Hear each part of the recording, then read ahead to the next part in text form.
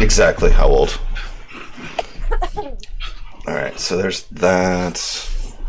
That should.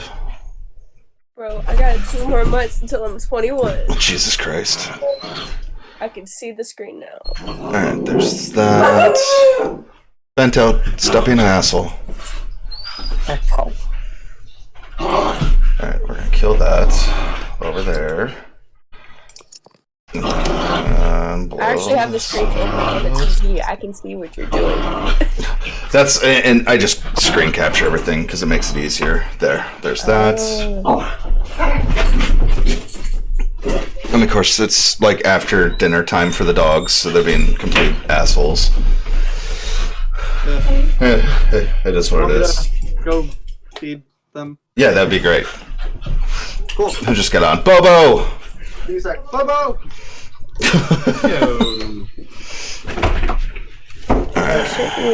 Come on. That's live. The dogs might be jerks. The dogs are like in that in-between stage where they want to eat and play and everything else. So, all right, I'm gonna go ahead and go live on the TikToks too. Allow. There's that. Since we got people here already, and it's like 8 o'clock basically. So why not, right? Yeah. We. Oi. Let's see what happens. I just realized y'all are gonna see my red nose from being sick. Yeah, it's all right. It is not a problem. Well, how's your day been? Good, yours? Not too bad.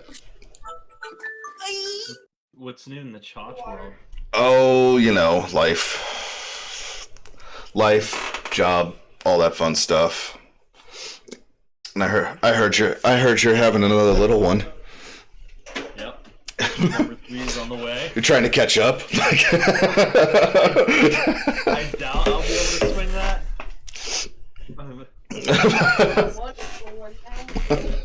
This time around, I'm acutely aware that having a baby at almost 35 is much different than having a baby at 25. Oh yeah. So I'm acutely aware of that. Yeah, definitely.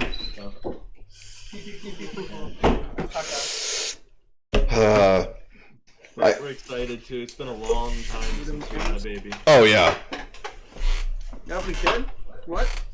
So Yeah, baby on the way. Number 3. the kid below is second oldest child. So that's Talon or Talanium. That's Bobo. This is your son? That's the boy. Wow. Nice to meet you. Boy. Officially. Officially. Officially. So they say. So they say, yeah. Yeah. He's my dad, they tell me. Yeah. He's actually the milkman's, but you know. Whatever. So awesome. So I think we have a couple more that are gonna be chiming in and jumping in here throughout, but I mean I know Lob ended up having a date tonight, so it's fine. It's not a big deal. I respect that. Yeah. Got that Riz, you know. Yeah, I mean it is what it is. I mean, it's not a big deal. This is the first of many to come. Obviously. So literally talking about some pretty deep crap right now. There's no other way to say it. Yeah, so quick introduction for people that are coming in that may not have been here ever before, since we're live on TikTok too, and there's like 1,400 people that saw the video, so pretty happy with that. Which is a solid number, I think. Nothing viral, obviously, which I could care less about. That's not the point. The whole point of this is it's Christmas time, it's holiday seasons, and depression. Everyone gets depressed. Everyone has a story about depression, growing up with depression, or some sort of a mental health thing. you know, we have two very, very big streaming groups here that are represented with SOS with Bo and with us with SCLX. Um, Everyone deals with it. Everyone deals with mental health. Like, it's crazy. Like, not that mental health's crazy, but it's just something. It's just something near and dear. Like, I've got the boy here. That's kind of one of the things I was hoping that we would get to. Like, eventually, was legitimately like, with my story, which I'll share that shortly here too. And just like with my mental health personally, and growing up with everything, like I'm bipolar. Like I'll come out with that straight up. Like I am bipolar, highs, lows, you name it, I'm here. And then just the cause and effect of like I grew up with it. You know what? Screw it. I'll just go into it. We'll make this easy. Like, so I'm a little bit older than like literally everyone here. And in mental health 20 years ago, like I'm 38 now. So mental health 20 years ago, 20 plus years ago, I was basically laughed at. Like I'm depressed, wanted to kill myself, like did not give a crap about anything. What are you doing? I will boot you from the chat.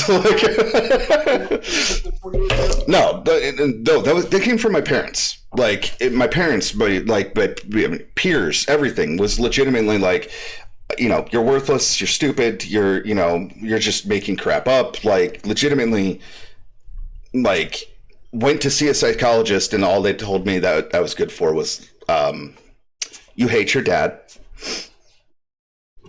Which I told the psychologist, like, you're full of shit. Plain and simple. If they wanted to push drugs, here, go on this med, go on that med, go on this. Like, that's stupid. Like, so later in life, I did go on meds because it became just one of those things. And it legitimately wasn't helping, wasn't working. I've since found little coping mechanisms, which we'll go into.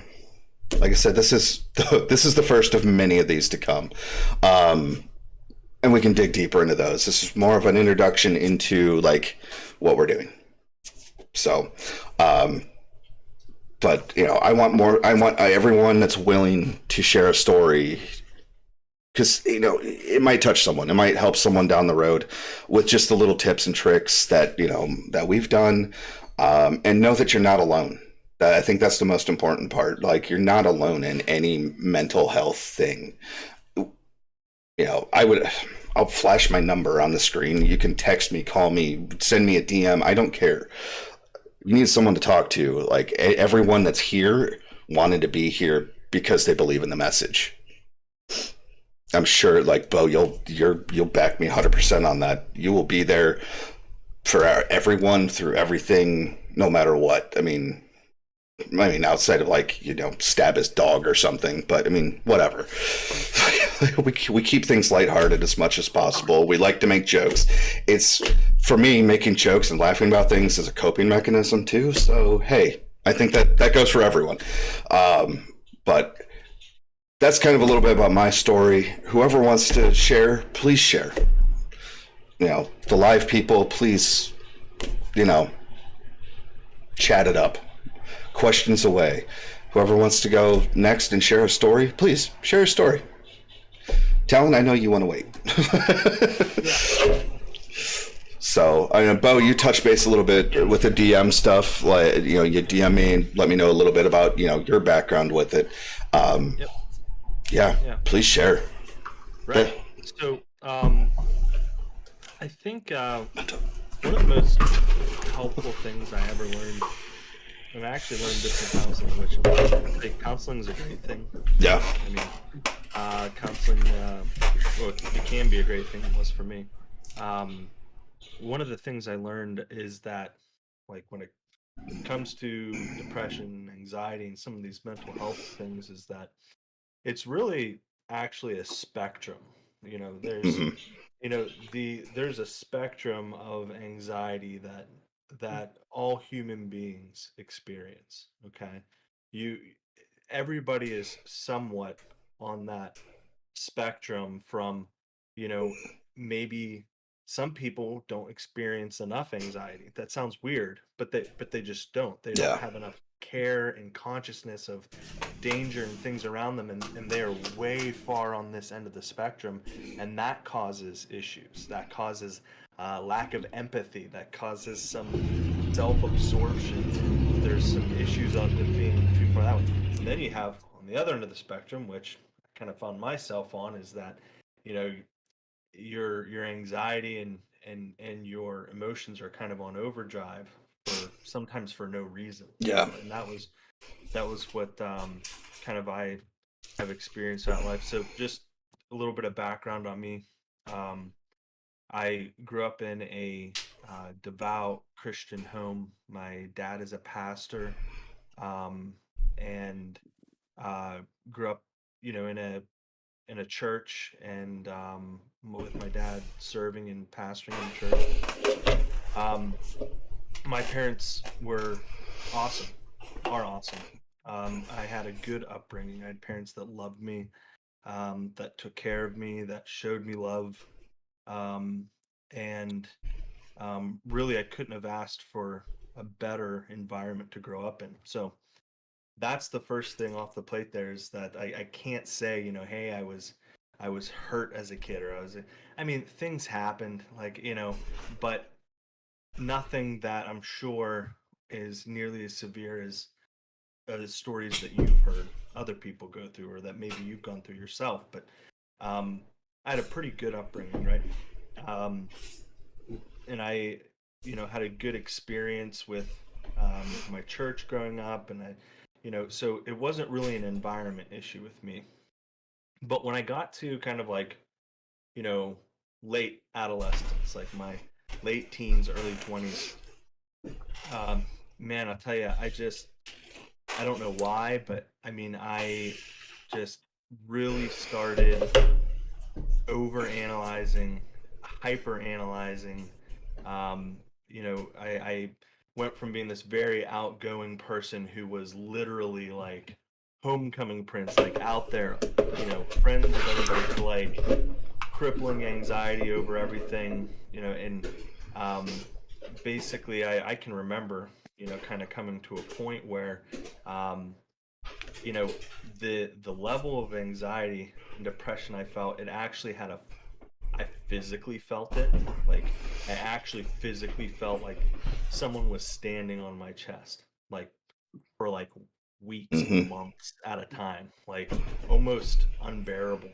Like it's a miracle that I'm here. Like it's Yeah. like my capacity for suffering like must be enormous, Right. because to me it felt like I could explode at any moment. I can remember driving down the road and just like had to pull over because I'm just crying so hard I can't even see the road, and you know, it's just Mhm. went through a lot of tailspins like that. That wasn't a one-time thing. I went through a lot of different tailspins and ups and downs, and what it came to me was a crisis of faith. I felt like, you know, hey, I was brought up in this Christian home. I was brought up with faith. I believe in God. I believe in Jesus. I believe I have faith. Um, why am I this way?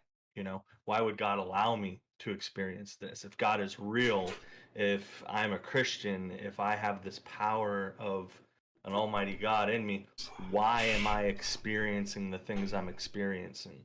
Why is the world the way it is?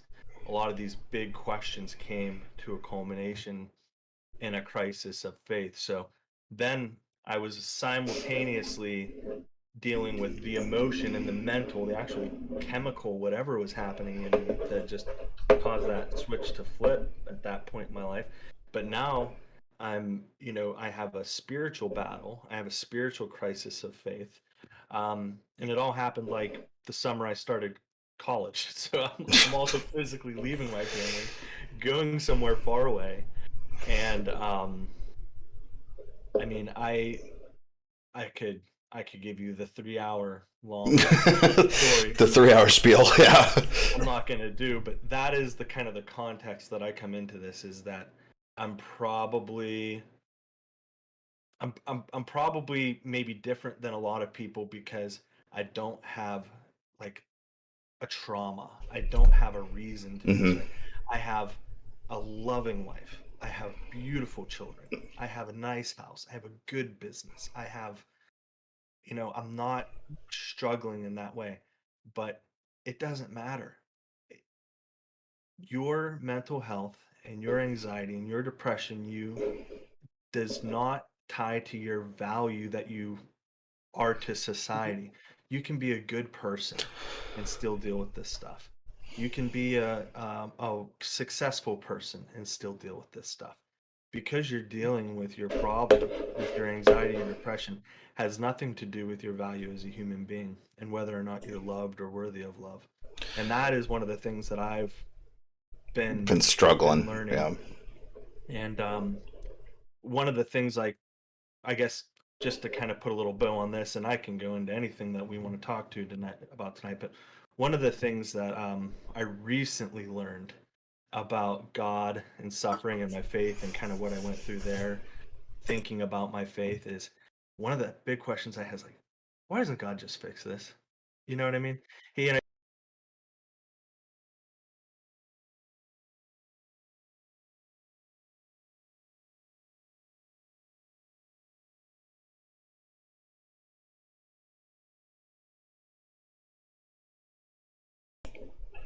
like an easy Yeah. thing for him to fix. Like, why don't you just snap your fingers and fix this?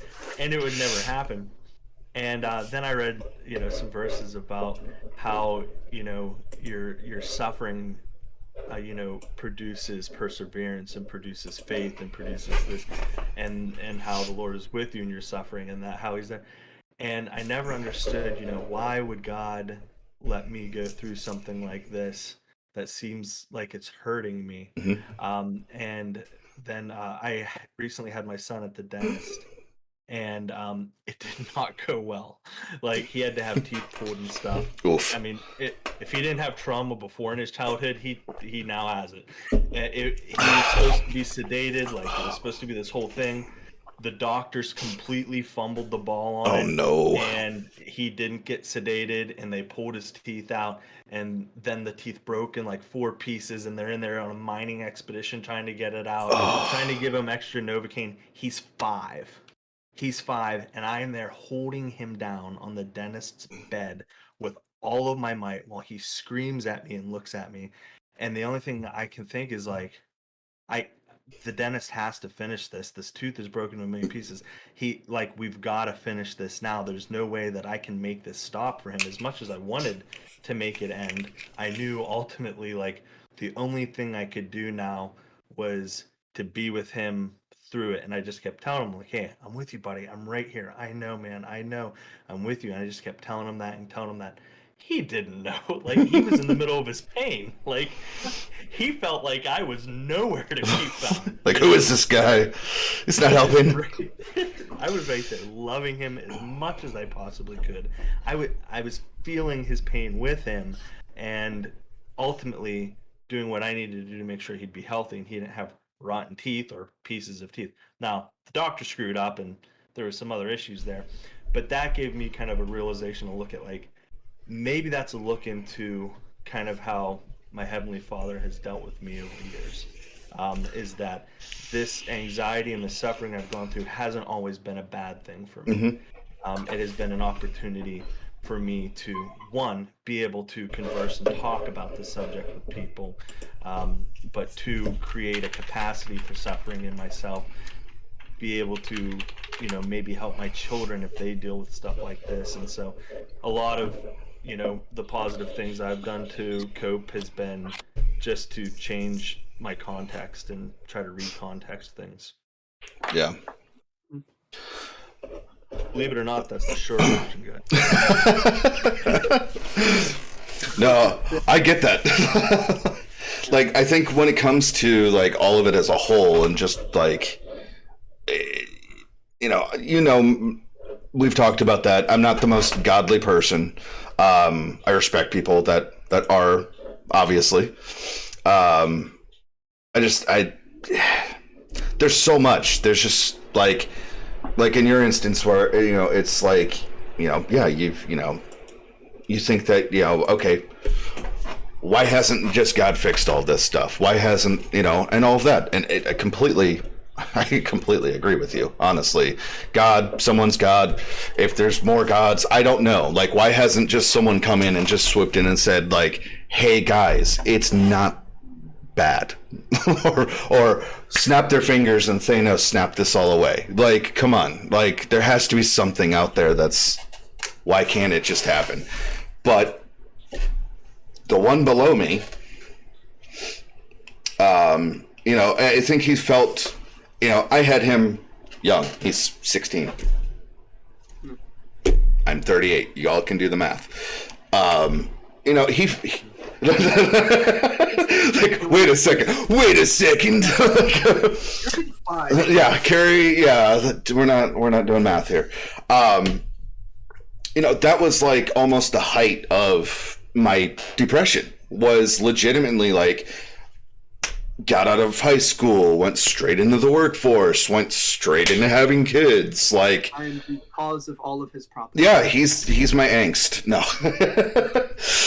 But I mean, I feel like, and that was, just, I feel you, like, Bo, I feel you when, his sister, my oldest kid, had brain surgery when she was 3. Like, I used to have to hold her down for the doctors to try to, for them to put IVs in her veins, or to do this, or to redo her, whatever, her cap thing. They put like little cappy things on to measure brain waves and stuff. That was like once a month. So I feel you completely when you just have to like bear hug them, and they are stronger than you think that they are. And it's ridiculous. But like I said, like with Talon and Rain and like they had the brunt of like I feel like they had the worst part of me. Almost. Yeah. Like that you had the catalyst of like my everything, and literally like it's taken years to finally like get to a place where I'm like, I feel like I've mellowed out finally. I'm not as angry, I'm not as explosive. Like, I mean, I would honestly get so mad just at like, cool, where's this stupid item, and just snap and fly off the handle for no reason, like yelling for no reason. It's stupid, but there was a cause behind it, obviously. So that's so wild for me to hear, because playing video games with your dad, like, literally, he is unshakable. Like, I have never, like, and I've given him reasons to flip on. He has never said a cross thing to me. No. Ever. If you hear him when he's playing with randoms. Well, yeah. Well, randoms deserve it. Let's be honest. Yeah. Just saying, but like, as like a squad mate, like sometimes you go back and forth, and like even when I've said dumb stuff, like, you must have mellowed out. Oh yeah. Because I've never heard you be mean to anybody. Yeah. Besides, obviously, like. Besides randoms, but well, yeah, I mean, I would take randoms and purposely throw them into the ocean with helicopters. Just, we could be the last squad, and I will tank the game just because they were jerks. But that's just funny. But I mean, growing up, like for Talon, I think it was just like, I personally feel like I was the biggest asshole in the world. Yeah. Just plain and simple. Like, cool.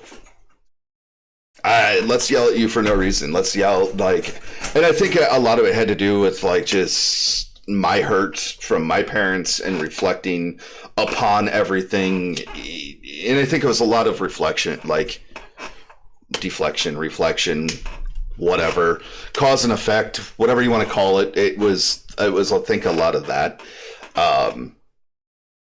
And it was just more of a, I guess, learned behavior. Not that my parents like screamed at me all the time or anything like that. It was just like more or less like you're worthless, or a sense of worthlessness, I guess. All you're good at is sports. You're never going to amount to anything else besides just that. You're stupid. Like, Like that's the vibe I always had growing up. And my dogs are being doggy, so whatever. You might hear some barking. Kids are an interesting thing. It's almost like spouses. Like Yeah. your kids and your spouses, like you love them more than anything in the world. Like love them more than Yeah. anything possibly. I promise you, I know 100%. Like you love your kids more than anything. No one else in the world enrages you more than your children and your spouse. No, that's Like, absolute. you do Yeah. buttons, you Oh, live yeah. Together, you do life Every single together. day with my siblings. Yeah. Yeah. Just their work. I love them so much, and they are the worst children I have ever met. Mm.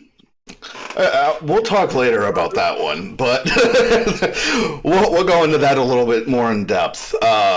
Just the two of us.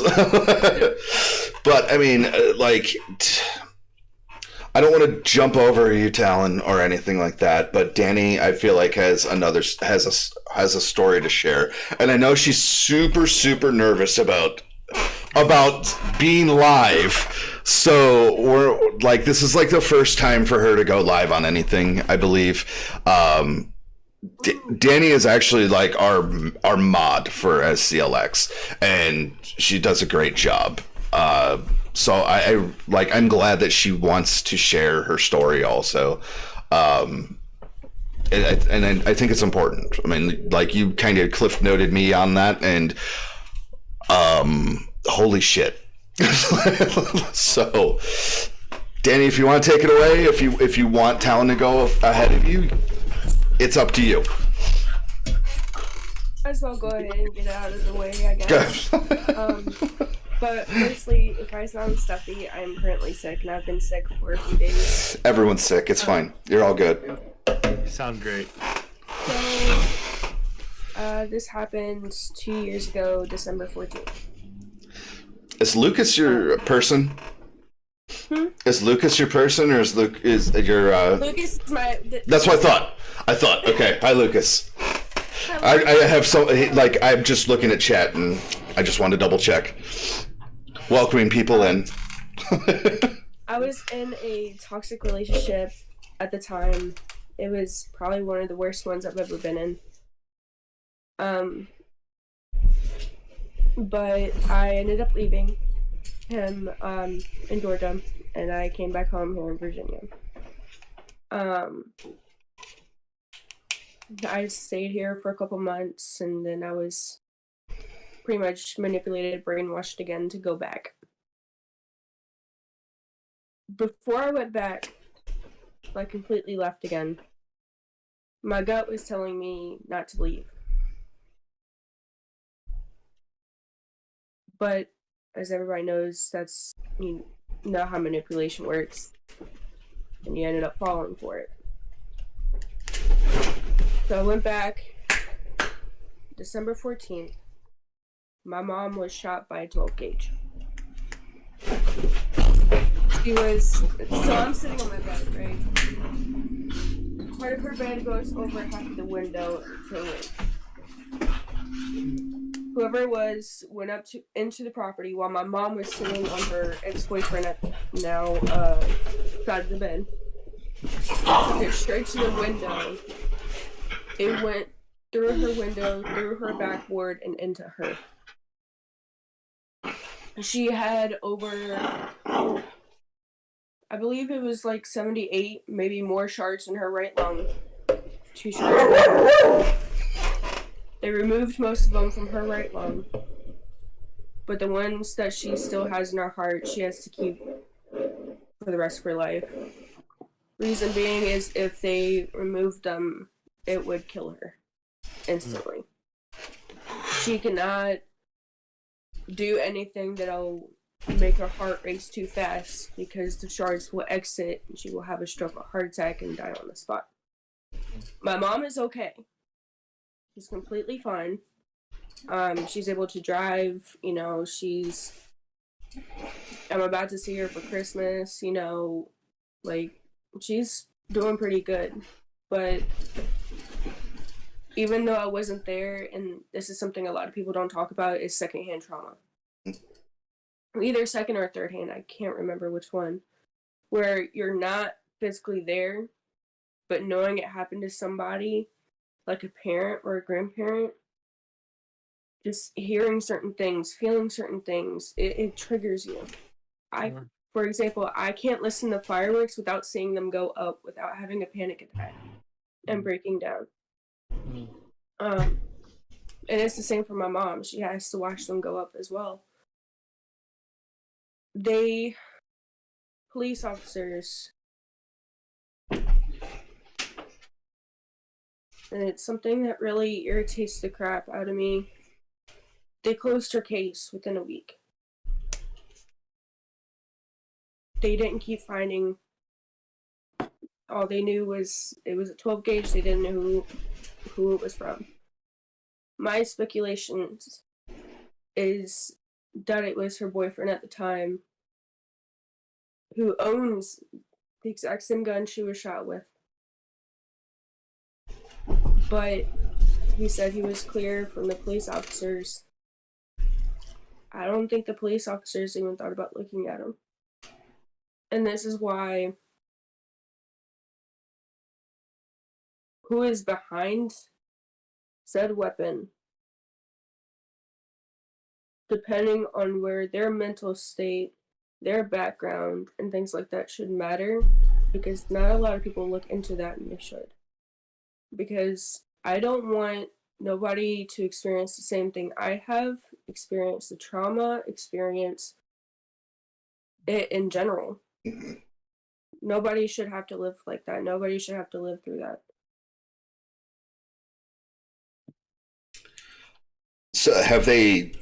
I know I'll ask a million questions to you too, but like, have they? I mean, closed case. They're not even reopening. They're not even looking into it. They don't. As far as I know, they're not reopening. What the that? And I, the secondhand, third-hand traumas. Like it's almost like survivor's guilt. I don't know, like, if anyone has heard about that before. I know people, like, during 9/11 and all that stuff, had a lot of survivor's guilt. Military personnel, they get that a lot too, So, it amazes me that they're not going to, like, keep the case open or open up the case or just, like, do anything about it. I think that's kind of crazy. But mom's doing okay, so obviously that's one blessing in disguise out of all of it. So that's crazy. Yeah. Sorry, Bento's being a jerk. Come here. Puppy. Everything's better with puppies, right? Yes. Everything is better with puppies. And he's kind of a crackhead, but I mean, that's he's a dog. What do you expect? That's I don't. There's so much to wrap your head around about that one. And obviously, like, I mean, the trauma that you suffer, your mom suffers. Even the person who did it, like, I'm sure there's something in there that some sort of regret somewhere. There has to be. I mean, if not, like, you should be probably institutionalized in a way or form or something. That's insane. Hey, Rob, get on here. My favorite thing that my mom did that actually saved her life was she didn't move. She applied pressure, and she just stayed there while my grandfather called police and 911. That's crazy. Wow. Yeah, that really is crazy. And it's one of those things that you probably didn't even ever imagine your life would have to process something like that. Like, that's a completely unexpected event for you. So it's like you have your life before that happened and you have your life after that happened. And it's like I think the big thing to to remember and all that is like your abilities and your talent and your worth and your value is like not defined by that, but it's definitely part of your story forever, you know? I mean, it's part of you, but it's not who you are, you know? Right. You're so much you have so much to you as a person, and life is not a fairy tale, is it? I mean, It'd make it easier if it was, but I mean, it really is. or I mean, if you actually dig into the fairy tales, that would they're actually kind of scary. But you know, Take Rapunzel for instance. We could just all be locked in a castle. Mhm. Well, that's true. I mean, that's what are some things that you have found like healing in since then? What are some ways things have gone positive? Have you found ways to cope? Have you found any silver linings, or like when you look at how you're dealing with it, how are you dealing with it? Inspiration on strength. She always has been even before the incident. Yes, I have coping mechanisms, and that's either listening to music or just feeling my feelings and don't act on them. Sorry if you hear dogs. I have dogs too. I'm sorry. We all understand.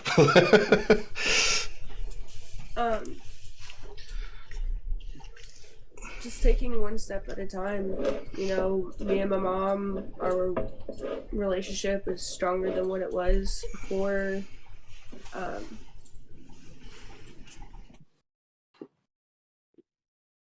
I don't really know. Honestly, I never really paid attention.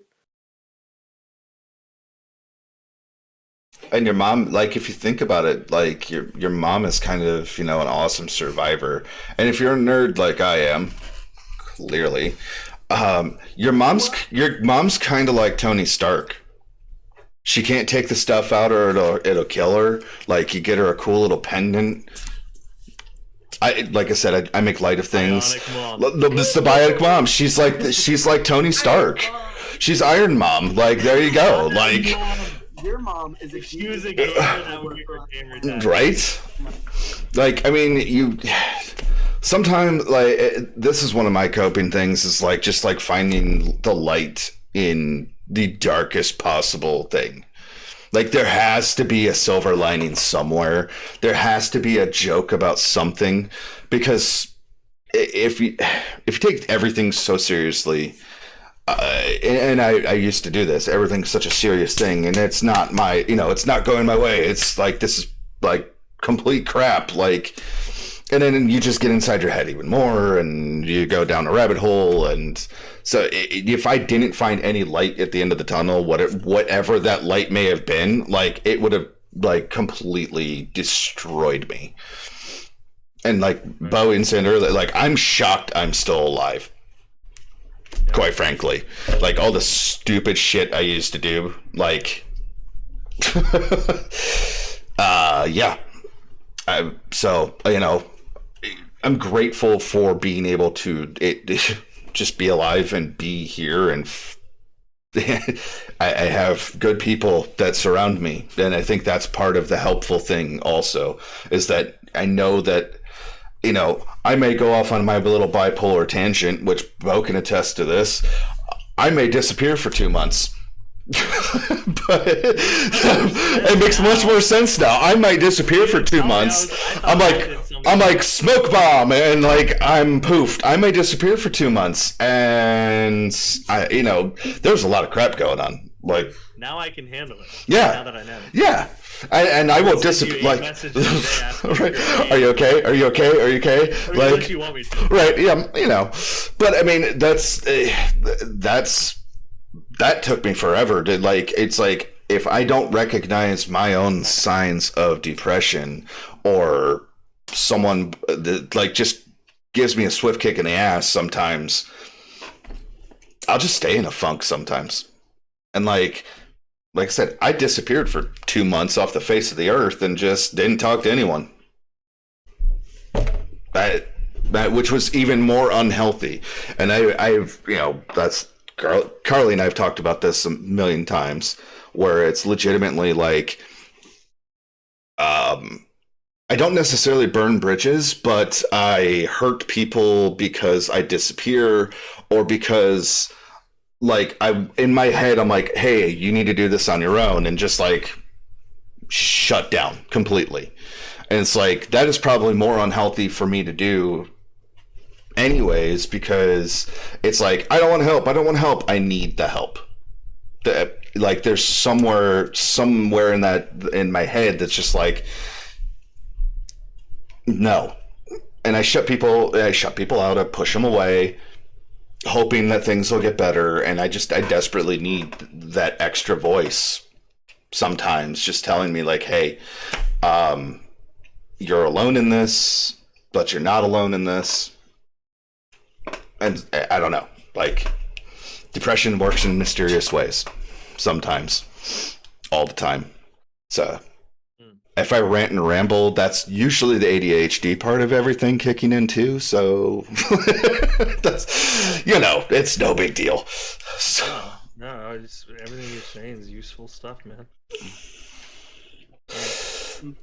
I mean, we could spend hours, days, months, psychoanalyzing most of the things that we're going through, and we probably will. Let's be honest, because I think this may be helpful to everyone. And hold on, the dog just got caught in one of the cords.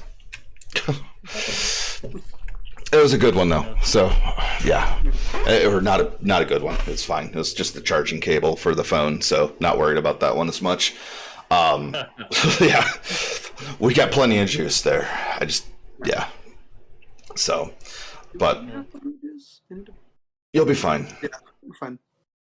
I'm at 50. We're good. Yeah, you'll be fine. Yeah. I mean, Danny, thank you for sharing all of that. I mean, I know that's not the easiest thing in the world to talk about either. That's got to be a lot. That's got to be a lot. Just daily things. And you said, how long ago was that? 2 years ago. Yeah, so that's still fresh. That's super fresh. That's still fresh. That's you're still dealing with that. I cried about it yesterday. You did a preparation cry. That's fair. Like, it's a real thing. It's a real thing. Like we can delve into that. Coping mechanisms. Coping mechanisms, and that's. God. If I cry now, I have about a 70% less chance that I'm going to cry then. Right, Yep. right. And I think, and I'll be curious, and we'll talk about this a little bit more also, about growing up and how a lot of different things affected who you are today also. And I'll just give a quick for instance, crying. We'll go with that one because it's right there. Like, how did your family, I guess, one, show love, and two, how was the response to like crying and emotions and things like that? I think that's something I really want to dig into, because I think that's a very interesting one. I'll be curious, Bo, how your family was with those things, and Danny with yours. Talon, all of my thoughts upon that. But I also, but it's different on both sides, and I know that. So, and I think that's important to share as well, is how all of those things were actually treated, from as far back as you can remember to current. And I think that's a very interesting thing, which we can jump in now, later, whatever. Talon, if you want to say a few things, just kind of introduce and go from there, go ahead. If you want to hold off, you can hold off. I don't know where to start, to be completely honest. Well, I mean, you're young also, so I think that's... A lot has happened in the past 10 years, though.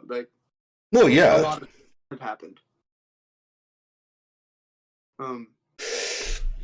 You don't have to do this, and like and I've been telling you this every single day too.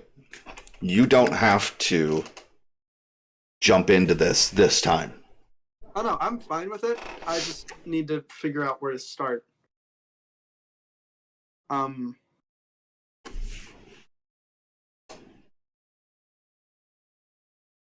Okay, I think I got it. So my parents got divorced at a very young, like when I was very young, I was 6. It was on Valentine's Day. What's That it? doesn't affect it at all, but that's just interesting. Yeah. Sounds good.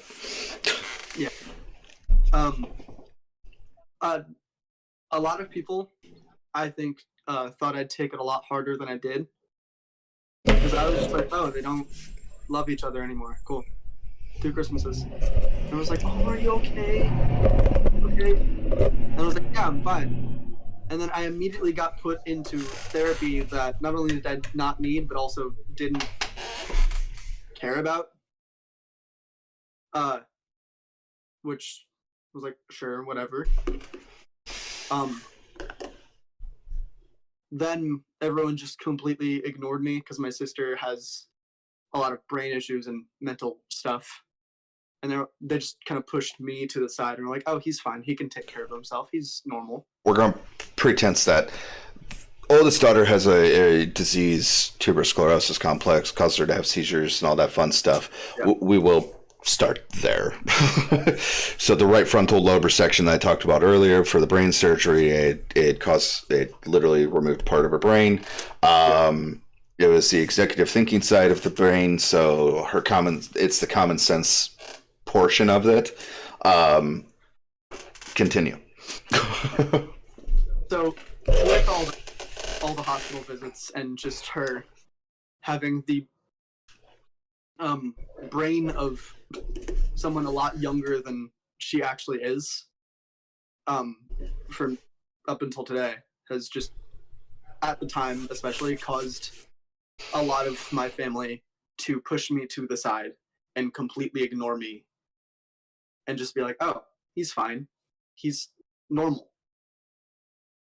Mhm. That caused me to be not normal. For a while, a good while, I think, up until like 5th or 6th grade, my thought process was, well, I don't have it as bad as her. She must have it a lot worse. So I'm more than fine on my own. That's not a good way of thinking. Don't do that. Where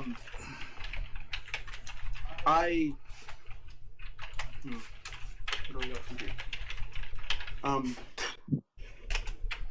So I was ignored a lot as a kid. I was just told I was fine. I was also very gifted, very smart, Mhm. and so people were like, "Oh yeah, he's fine. He's more than okay." Turns out all of that being okay and being smart and fine was let's get into a whole list here. That specifically was ADHD and a bit of autism, but that also gave rise to like OCD and crippling anxiety and insane depression and bipolar disorder. All of the mainstream bad things that are bad. That all of that being ignored and told I'm fine gave rise to all of that stuff. I'm sure it was already there to begin with. It just completely blew up, especially in like middle school.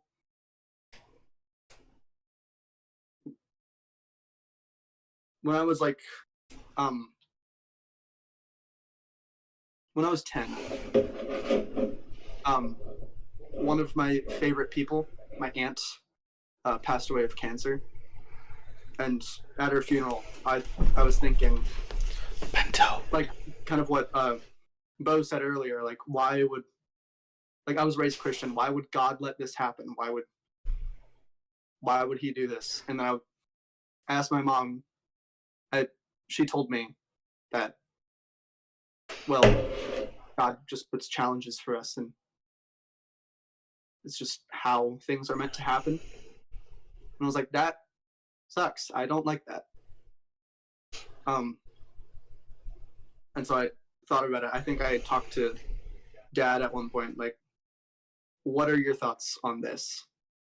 Like, what do you believe in? He told me he was agnostic, I think, at the time. And so I did a lot of research on religion. Hold on. Yeah, I did a lot of research on religion, and I came to the conclusion that I was an atheist at the time. Which, that's a lot for a 10-year-old, I think. Hi, buddy. Sorry, I'm trying to form my thoughts as I'm talking. Hold on, dude. You're doing great, bud. Thanks. So I had this, because my aunt died and because I was angry at God, I, for a moment, like a good year or two, was like, I hate Christianity and all that it stands for. Which, do not believe now. Bad way of thinking. Every religion has its goods and bads. Especially Christianity. The main Christianity is... Let's not get into that. Hold on. I don't need to explain myself on that. So I had this whole spiritual awakening at like 10, 11 years old. And then I was like, what else is out there? Who am I as a person? What's going on? And so I spent all of middle school trying to figure out exactly who I was. And I believe it was because all my life I was completely ignored and pushed to the side, and just not even given the time of day. And so I didn't really know who I was, what I stood for, what I thought. And I became this angry, argumentative shit kid. Just to lay it all flat out there. I was not a good kid. I was a very good kid. I wasn't a nice kid, if that makes sense. Mm-hmm.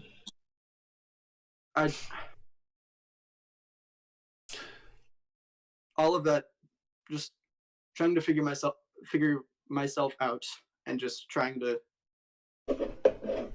figure out who I was. Spent a lot of mental energy on just me. Which, not a bad thing. It turns into a bad thing when you try to force that onto others or try to get mad at people for believing something different. That's not okay. I think it was only around like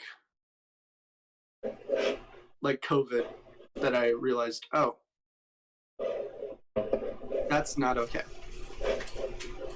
So I had a lot of time to think. I was just trying to figure out how to be nicer, I guess. How to be a better person.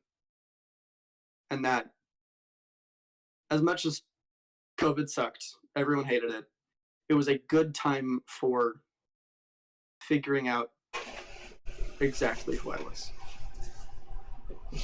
And exactly what I stood for. And not in the sense of, well, this is what I believe and I hate that other people believe this. It was, what can I do to better myself, for myself and others?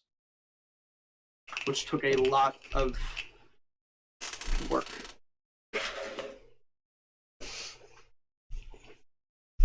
And then here I am today, just chilling, vibing. Throughout all of that time, and even today, I went through therapist after therapist, and most of them were counselors, and they lied to me, and they're not actually therapists. But it was like every year I got a new therapist, and they were just like, this kid is too much, he sucks. Give him to someone else. And then finally, this year, I found a good therapist that is like, no, let's actually work through this stuff. Let's figure this out. I love him. He's great. Very funny. Very nice. Good person. I think it too is, and as you grow, and I know, you're 16, you haven't figured out who you are yet. I'll tell you Yeah. flat out, I'm 38. Yeah. I barely know who I am. That's Good job, I think. like, I mean, I think that you get a base knowledge for who you are at that age. But you still have so much growth left in you. And you should never technically stop growing. Yeah, yeah. In all reality, I mean, you should always be challenging yourself and Mhm. really everyone and everything, not in a mean way, but Yeah. but It's like, hey, why do you believe that thing? I'm curious. I want to know more. What's up? and that's a good way to that's a good outlook though. It's like, Yeah. Yeah, It's you like- said a lot of good things, Tal.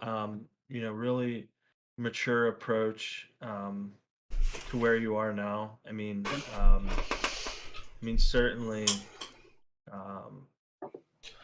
you're not going to do everything perfect. Yeah. Okay? Like as you continue to figure out who you are, you're going to continue to develop your thoughts, and you're going to continue to develop who you are, and you're going to realize that, well, this part of who I am wasn't really right either.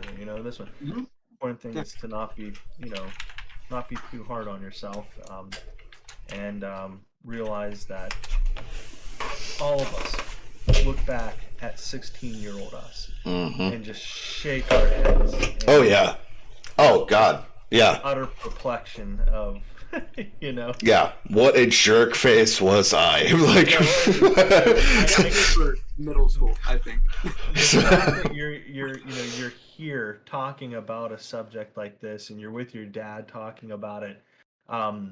You're certainly ahead of where I was at 16 in maturity and in how you guys are talking. And my dad was a pastor who I love, and but I don't know that I really talked about this level of stuff with him at 16. It was when I got a little bit older, more when I was an adult. And it wasn't him, it was me. I wasn't really mentally mature enough to start unpacking some of the things that you're unpacking with your dad here. So I think that the best thing you're doing is that you're talking about it. You're talking about it. You're bouncing stuff off of your dad and off of good smart people. And yeah, my wife is in chat, and she said, I just saw, yeah. so glad you found a good therapist. That can be a game changer. That's Yeah. true. Yeah. I'm a big counseling guy. I really Mhm. am. Yeah. And I also understand bad counselors. So I totally get what you're saying on that, and you're 100% right. Because they can do more damage than good. Oh yeah. But good ones, like, yeah, Yeah. that's. I think that everyone should have one. Right. In one way or another, you should have a counselor. A lawyer. Yeah, a good lawyer, a good counselor. Yeah. These are the three things. Yeah, have that in your bag. Yeah, I got two of the three. yeah. I mean, and that's, yeah. And like Talon, like one of the things, like one of the reasons, like, and you and I talked about this on the way to the Christmas thing too, is like one of the reasons why we decided, why I mainly, like I've had this kind of like in the back of my mind and didn't know how to do it, didn't know how to approach it, for quite a while. And a lot of it was, and you know why, and I wish our buddy Lob was here. Spawn, like, thank you for being here also. I know you're muted. And you know a lot of the backstory of what I'm about to say too, is like, like I started noticing a lot of the things that I was dealing with, and a lot of the, like, just my own crap. We're gonna ball it up into just a ball of crap. I started noticing more of those things and traits and everything else coming out in you. Yeah. And then there was some stuff going on with one of our buddies, with Lob, that like legitimately were like, you know what? I don't know how I'm gonna do this. I'm just going to put it out there into the world and say, look, guys, we probably should talk about this amongst everyone. and at first I'm like, you know what? We're just going to do it in a small group setting. Like, we're just going to talk about it, possibly like, hey, let's just, it's like Saturdays, whenever everyone's free, and we're just going to talk about things. And then the more I kept thinking about it too, is like legit, like, if we can help more than just like ourselves, why I'm not? sorry, my boyfriend is. You're He fine. just got home and he's being a menace. That's fine. I get it. Aren't we all? That's literally our job. So it's like, Thank you. what up? But I mean, that's legitimately like, those are the reasons why, like, with my own personal stuff and seeing it in Talon, and you know, and with our buddy Rob, and we're just like, you know, and then we start talking about it a little bit in our little group chat, and it's like, holy crap, like, legit, we're all messed up. Like, we should probably say something and talk to people. You know, none of us are therapists, but we've all probably been to a counselor. We've all been through therapy. You know, obviously, like, we're not going to sit here and psychoanalyze all of our crap or want to throw meds at things. We want to just be supportive of one another and everyone else. Like, that's it. Like, you know, I love the fact. How do you Lob, legitimately go into our Discord and scroll down the bottom. It's in the voice chat thing that says, what did it say? Discussion. There he is. Hi, Lob. Love this. But you know, this is the reasons. This is the, like, I love the fact I've got Bo up here, and Bo is taking it, like, this is, once again, I'm not a religious person. I love that Bo is here bringing the religious perspective to it, and it just makes, like, I love all of that. I like, because it just, it's well rounded. Like, it's just, like, for instance, like, cool, like, you know, someone might take the religious aspect to it, and that might be what someone needs. And Bo's here, and I love that.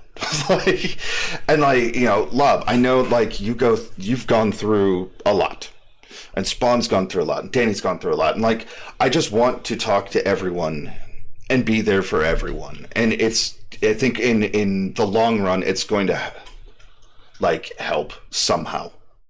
I don't know.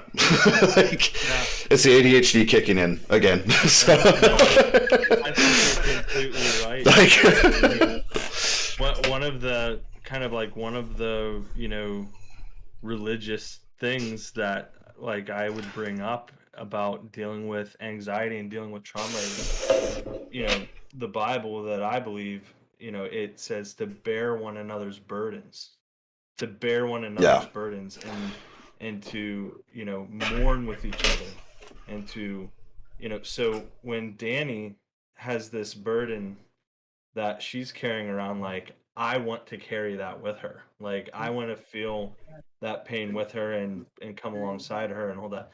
When Chach talks about, you know, the bipolar disorder and dealing with what he's dealt with, and with that, I want to be with him and bear that with him too. And when I talk about depression and anxiety, like, you guys have a natural feeling, like, as I was talking about how I felt in some of those deepest, darkest moments, all three of your heads were going, like, yeah, I feel that, though. Like, yes, I know what you're talking about. Like, you guys were bearing that burden with me right then. So I think, like, this is honestly the best thing for us to do, and, like, and completely unintentionally, it's also, like, a biblical thing for us to do. I know, it's like, it really is, like, and I love, We might like, find out we believe a lot more alike than. and I honestly, I feel that, like, you know, there was a point in time where I was, like, big.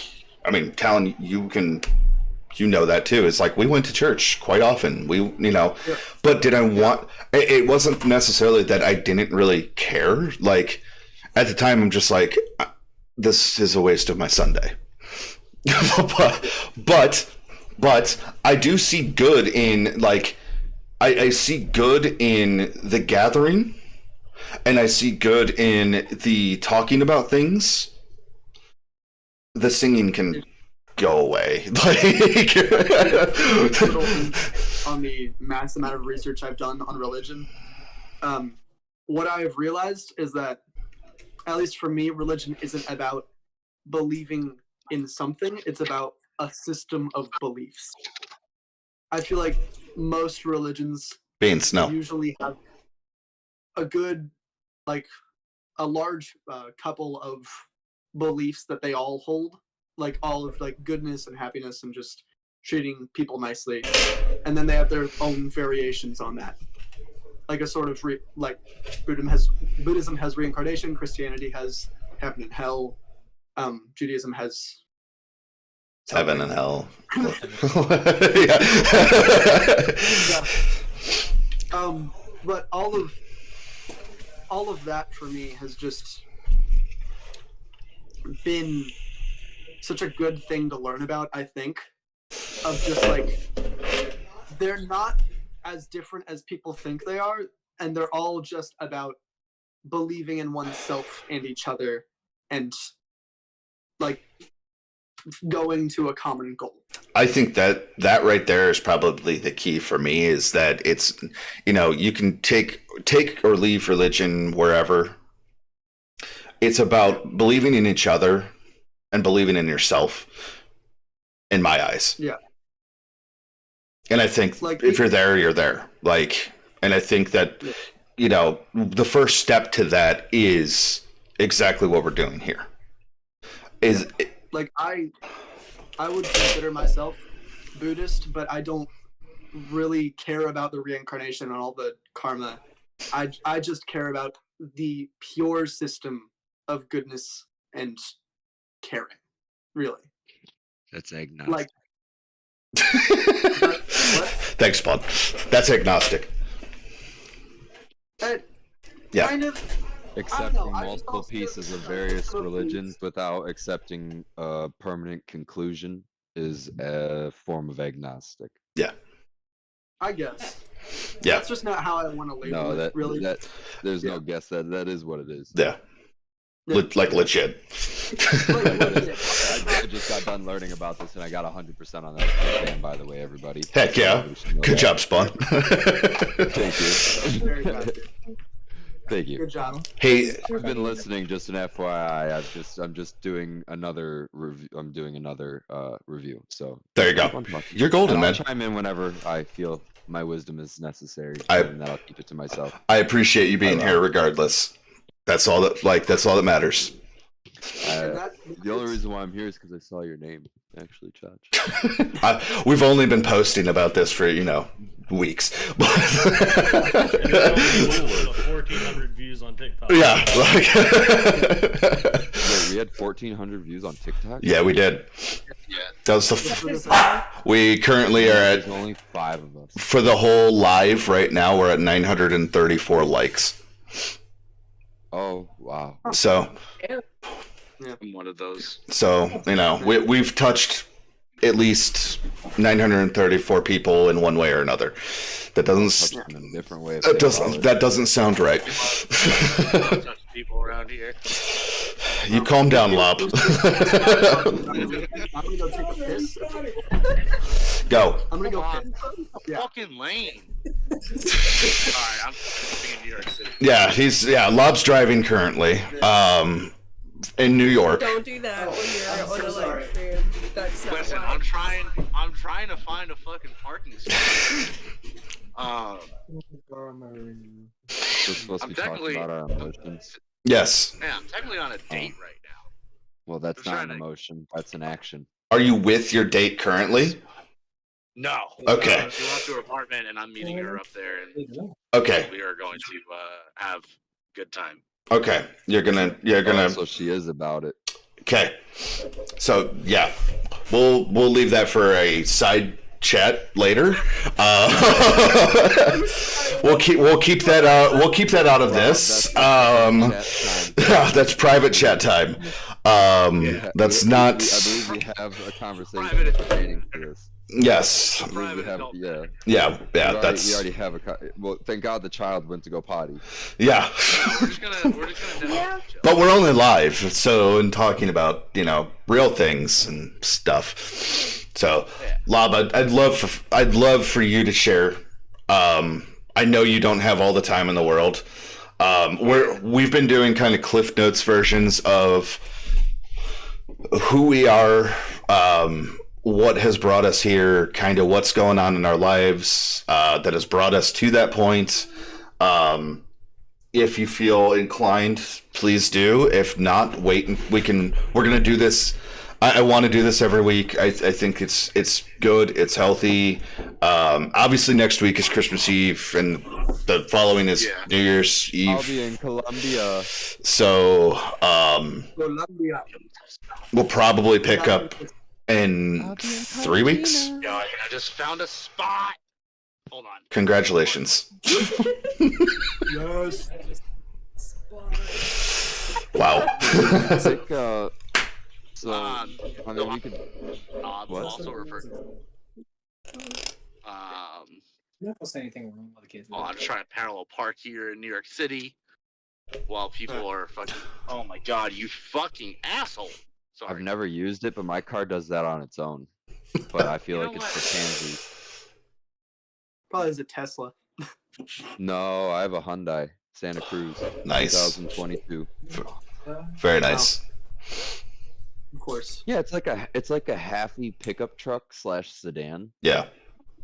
I enjoy it quite thoroughly. It's got a little turbo in it. What's it called? Huh? It's a Hyundai Santa Base Cruz. 37. I thought he said what's it cost, not what's it Oh. called. Yeah, what's it called? It's Uh, a, cost like, base is 37. It's like a minivan with a bed. 37, I was close. No, the cab is way smaller than that. Let me tell you, it is not spacious Yeah. enough for my needs, but I make it work. yeah, it's one You of know what it the. actually reminds me of? It reminds me of the Subaru Bajas. Do you remember those? Yes, Oh, yeah. Yes. Yeah, I crashed one of those. It's like the Subaru Baja and the what's the Honda Ridgeline. It's like it's literally like the heady baby. Yeah. You guys ever hear of a Dodge Neon SRT4? Oh yeah. Crashed Oh, 3 of there- those. They're classifying it as a pickup truck though. Oh, Interesting. Yeah, no, it's got a bed. They're calling it a pickup truck. hmm That's what my insurance or registration Yeah, it's says. cute. I like Bento. it, Spawn. That's a nice car. Ding. Yeah. I know, that's serious. I mean cute in a good way. I like that car. I got this, the desert. What is the word that means desert? Is it Sahara? Yeah. No. Yes. That Yeah, sounds- but no, Mojave. I think it's Mojave. I got the Mojave color. Nice. That's Oh, I nice. see that color. That's nice, like a tan. Yeah, with black wheels. I got the. I think after everything was said and done, I paid 47,000 for it. Yeah. And Hyundai's used to be cheap. Well, the payments Yeah. on it are like, I remember looking at houses that were 47,000. man, yeah, right. Not even in Detroit Right? anymore. Like, Not even in Detroit anymore. You gotta find that. Which is crazy. Right. Well, you can do short sales. You can get houses for $1, but they're They're not really there. booty. Yeah. They're missing the piping. Yeah, and the one copper. group like, Here, I'm gonna do Oh wait, something Rob, really quick. it's Rob's emotional talk time. Go. I'm walking around New York City. I found a spot. Yeah, I know. That's why we were just bullshitting until you were ready for your emotional talk time. Come on. Yeah. yeah, go. Let's go. I'll throw it to Bob. Yeah. What was the prompt again? I'm so sorry. What was the prompt? Who are you? Where you are, Excuse me. Like you can talk about your religious views. I guess that's what you can So- talk about. Just talk about you. A lot of it was, the whole point is legitimately depression. Right. Oh, I missed that part. Yeah, I that's that Yeah. a lot. I actually finally got an appointment with a psychiatrist. Woohoo! For the 25th. That was the next one available. Hey, whatever works. Merry Christmas. So yeah, I actually registered to go yesterday. 2 weeks ago from yesterday, I tried to take my own life. Weirdly enough, I'm grateful it didn't work. You found the blue pack. Yeah. Sorry. Yeah, I don't know. Like, there's an obvious reason why I forgot that my hammock strap stretches when weight is applied to it. So when I yeeted myself, my feet just landed on the ground. And, I didn't die. It's like, I've had like a lot of bullshit going on in my life. I was abused growing up. Your sound's gone. Lost you. There's, We can't hear you, love. He's in the subway. He's in the subway. Oh no. Look at him. Okay, you're Oh, back. not? Then what's that above your head? Is that the construction stuff? Yeah. Oh, just as bad. Because it's like multiple layers. Yeah. Yep. I just got done in New New York York. City a couple months back. Yeah, it was pretty bad. I can recognize all that shit. Can you guys hear Is that me? Coca-Cola? Oh, Yeah, we there it can now. Yep. Alright, so yeah, like I was abused growing up, like mentally, physically, emotionally by my mom and my dad. A lot more so by my mom, she was home all the time, and my dad was working 4 jobs. So I have a lot of like trust issues and abandonment issues and trauma that I kind of just forgot about up until this romantic relationship I got out of a year ago, and some weeks. Picked up a lot of shit that I completely forgot about. Oh, someone's listening to Eminem. That's sad.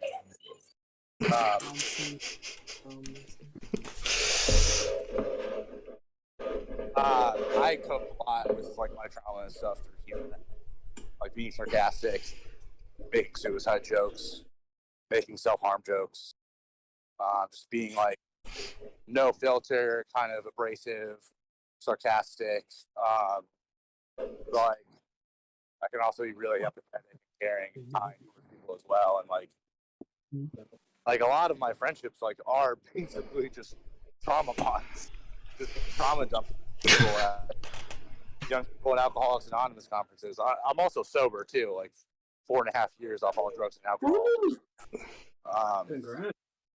Thank you.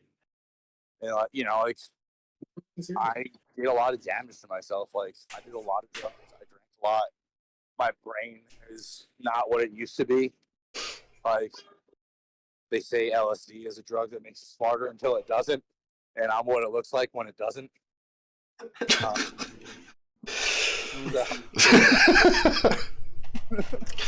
Oh, Lob.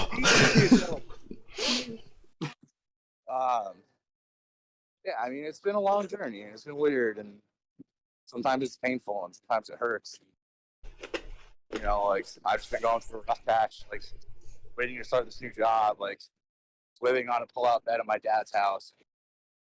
Just, like, him just not having it. He told me a couple weeks ago, like, you know, I did my time as a father. Like, I don't need to be a dad to you anymore. Like, that shit hurted. Hurted a lot. Yeah, but isn't there a semblance of truth in that as a father? Oh, no, I'm not a father. No, but I am. I am too, and I will never ever like. Talon and I have talked about that a million times. You get what I mean, though. I mean, I'll never say that to my kid either. But in the old ways. Oh, in the old ways, yeah, like yeah. 18 years old. With their generation, I hope.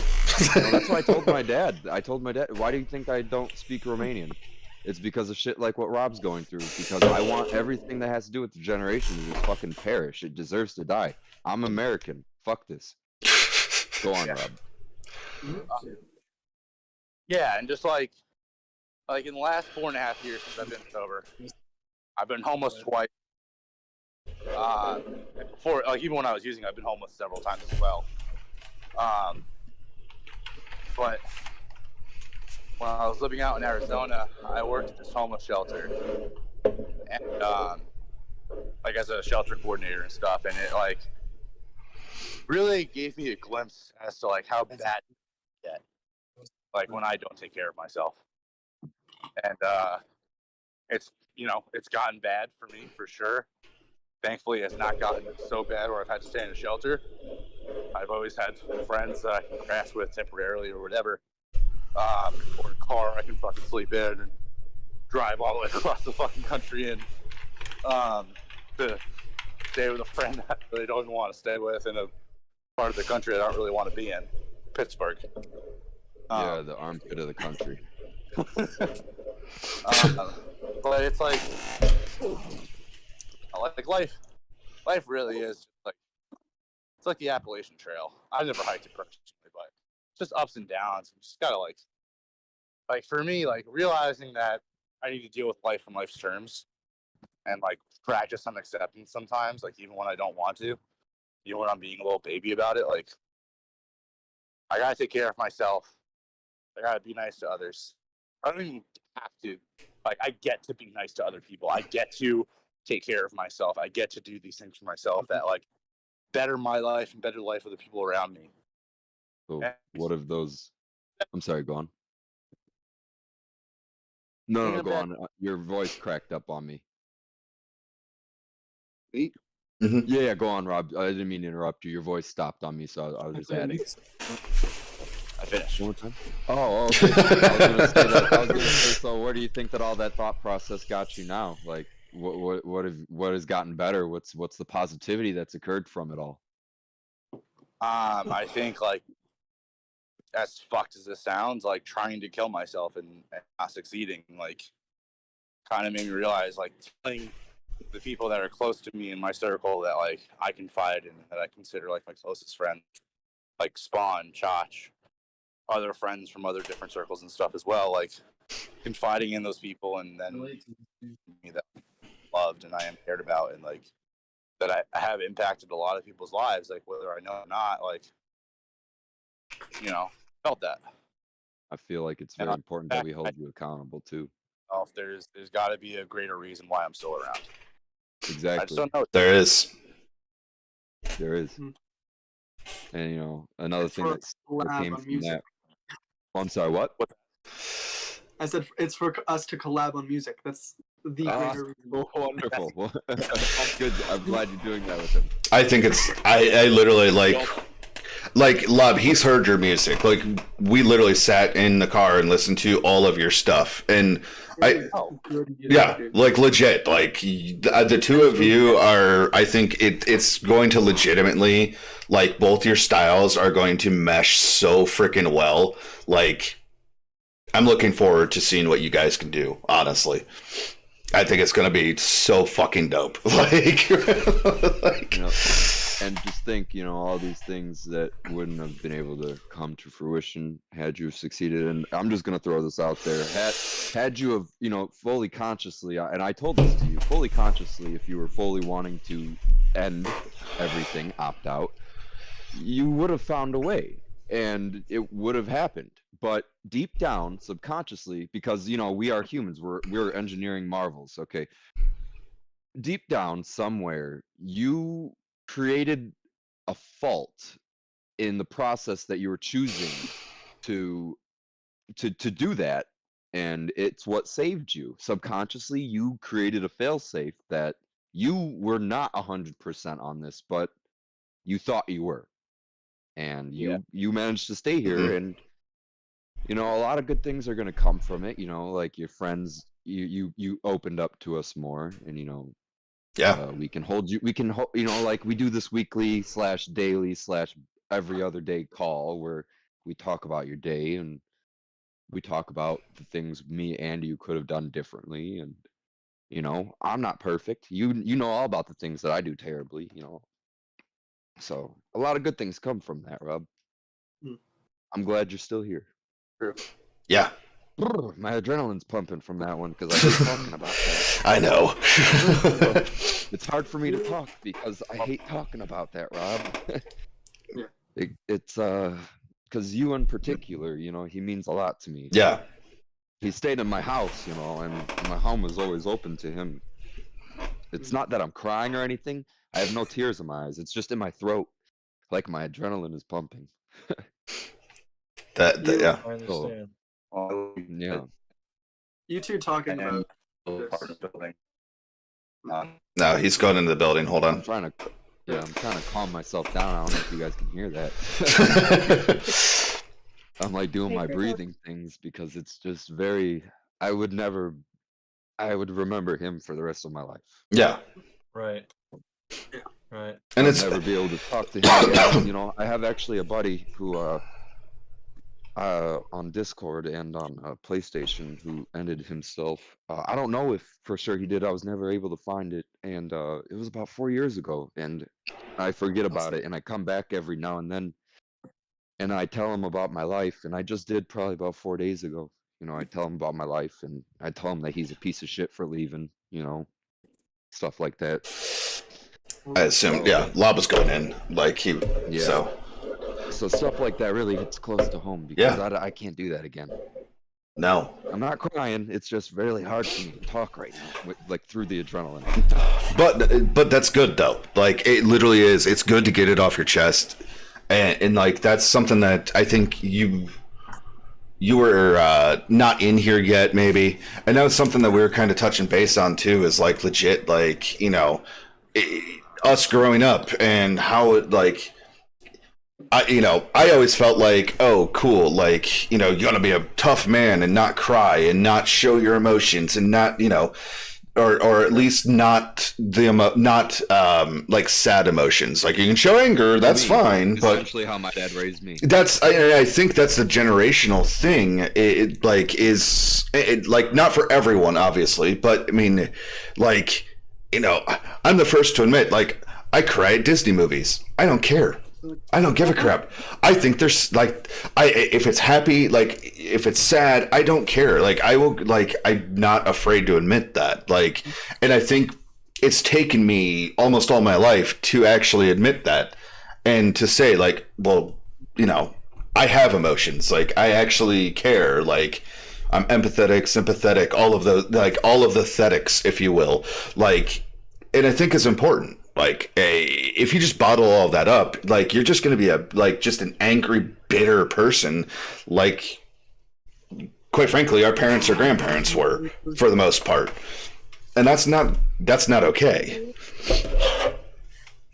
So, and Talon, like that, I think it's taken me years to even tell you those things of like, I love you, I'm proud of you, I like all of those things, and show your emotions, like legitimately, like you're going to fail, and you're going to fail millions of times in your life. But if you expect that you're going to fail at some things, like every day you wake up and you're just like, cool, I've got all these things to do, and if I, I'm going to accomplish all of those things, and then you like set yourself up. You're like, shit, I didn't get like half that done. And you're beating yourself up for it. Don't beat yourself up for it. Never beat yourself up for stuff like that. It took me a long time to figure that out. Like never beat yourself up for those things. Like there's this dude you should all check him out. Have you ever heard of Gary Vee?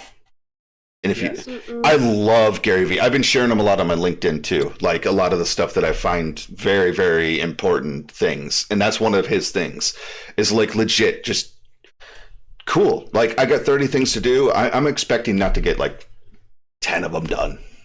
And don't beat yourself up for it. And that's been helping me a little bit lately, especially like switching jobs and going into a career rather than just a job. That's a whole nother story. But like, legit, just love yourself, cry about things. There's good and bad cries, and it's okay. Know that it's okay. Like, show your damn emotions. Like, Spawn, I know, you said you're doing your breathing things and everything else. Like, that's good. You should do those. That's awesome. I know. Like, that's the point where I get, when I'm like at my like wit's end, where it's shaking. I need to I need to take a breather away and pace and just, disassociate myself from whatever the situation was. Take a step back, come back when you're ready. Pretty much. Yeah. I mean, they're small, stupid little techniques, but like, they work. I don't know, but what has worked for you in the past? Like, whenever things just are way too much. For me, so I went in counseling for like 10 years, and I found out one of the things that actually helped me cope is tapping. Oh. It grounds you, and it just makes me personally feel a lot better. Another coping skill you can do is count how many things are the same color. Oh. That also grounds yourself. 1, 2. Just, I'm gonna count every single LED light quick. Like,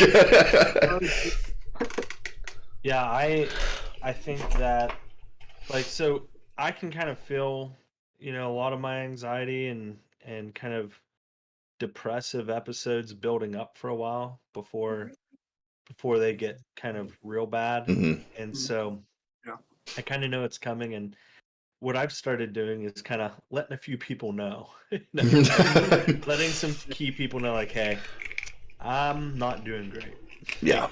And it's usually at the point in the process where I still look like I'm doing great. Like, I just sound like this, but I'll literally just be like, so I'm not doing well. It's probably going to get worse. And I don't exactly know why.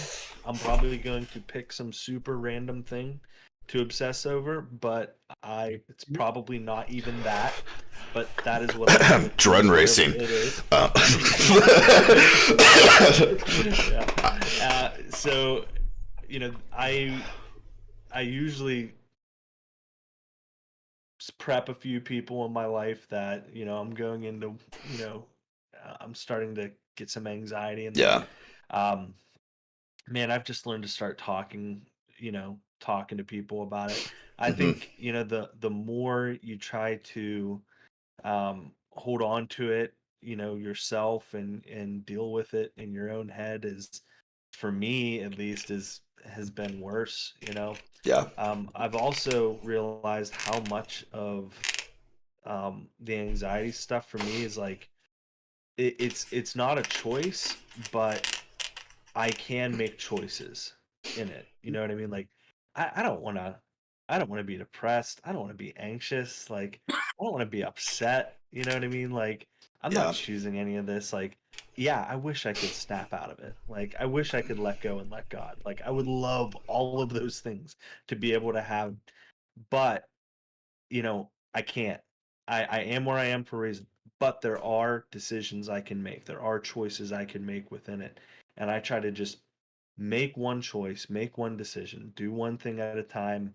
And generally I pull out of whatever I'm in, So that's one thing I've been thinking about lately is like, it's not a choice that I am where I am now, but I still have choices. Yeah. Like, I can still choose to make a joke about it to my friends and laugh about something. I can still choose to talk to someone. I can choose to, and for the, for the faith side of it for me is, um, I can really start to dig into a certain subject in scripture and really start to meditate on a few things. I've been doing a lot of meditation lately. I'm in school right now. I'm taking night classes for ministry and theology and biblical studies. And the chapter so I'm actively learning this right now. I'm not an expert on it, but what I'm in right now is all about what the Christian faith calls spiritual disciplines. Okay. Mhm. And this is all about creating a rule and a rhythm for your life, to help you center your life on Christ, to center your life on God.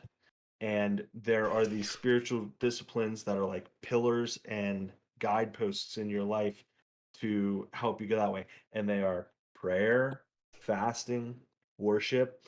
and I'm reading this book where it's a Japanese guy named Ken Shigematsu called God in My Everything, and he comes from a his family legacy is he comes from a samurai warrior bloodline in Japan. He worked for Sony in Tokyo, and he became a Christian, and he went on a spiritual pilgrimage to Ireland and studied the Benedictine monks. So he took the samurai disciplines and rhythm of life, and he took the Benedictine monk disciplines and rule of life, and developed his own Christian rule of life. And he wrote this book, and I'm reading it right now, and I'm like, holy smokes, there's so many good things for like anxiety and depression in there, and centering yourself, and getting I'm the type of person who's like, I'll sleep until 11 o'clock, stay up till 3, eat junk food all day, well, do whatever I want and act however I want if I'm left to my own devices. But if I could get a good rhythm and rule of life put in place, I would probably feel so much better, and probably a lot of these anxieties, these ups and downs would probably level out. Mhm. So I won't say that's something I'm doing now, but that's something I want to do. Is I want to get a rule of life. I want to get a rhythm of life created Yeah. that centers me on Christ, and that actually has to do with my diet and my health and everything too. Like all of it, mind, body, and spirit. I want them all to be together, and I want to have a rule of life that's going to dictate how all of that goes. And I think honestly, a lot of my anxiety and depression stuff is probably going to, it won't go away. I don't, because like I said, it's Yeah. a spectrum. We're all Oh on it. yeah. I think it's going to help a lot though to get a good rhythm, regular prayer, regular reading the scripture, regular meditation, regular worship, and eat right, sleep right, set apart parts of your day. That's a big thing, Chach. I thought about you. We have all these different things. Me and Chach, we have our professional lives. We're Yep. working. We're both working and have worked in corporate sales and things like that. We have gaming. We have the org. We have the family. We have all of these things that, like, some of it we want to do because we want to do that. Some of it we have to do because we have to pay the bills. We have to, and Yeah. part of that rhythm is like literally like, hey, this is my time where I'm doing this. I'm working now. I don't have to feel bad that I'm not paying attention to my kids running around or doing other things, or because this is my time to work. And then this time, this is for my family. I don't have to be guilty that I'm not taking a work call right now, because you know what? This is my time for my kids and my family. Yeah. This is my time for me. I'm gonna play some video games. I'm gonna jump on Discord. I don't have to feel bad that I'm not answering a work call and that I'm not doing something. The kids. Now, Yeah. obviously, you're a dad 24/7. If your kids need you, they need you. Oh yeah. But there's gonna be a time in my day where that's my goal. Mm-hmm. They're my goal. You know what I mean? And that's all part of this. And I'm trying to write one right now. I have a rough draft done. Nice. Someday I'll show it to you guys. No, I think that's great, honestly. And Sorry, to interrupt. I'm back, guys. Sorry about that. with the dinner. I'm Yes. sorry. nope, I Dinner's need to go good. eat. you're golden. Yeah, you You're should- golden. I appreciate you. I appreciate for being here, like, and sharing. I think that's awesome. Danny, I loved meeting you. Yes, it's been a pleasure. It's been. It's been a pleasure talking with y'all. Sparkles. No. We're all anime nerds too, so that's okay. Yeah. I love it. Later, Danny. One last thing though. Have a giant dragon. Yay, Giant Dragons. Ooh, huge Gimme, coping gimme. mechanism. I Right want- Yep. there. Dragons. Yes. Love it. Okay. Bye guys. Laters. See you later, Bye-bye. Danny.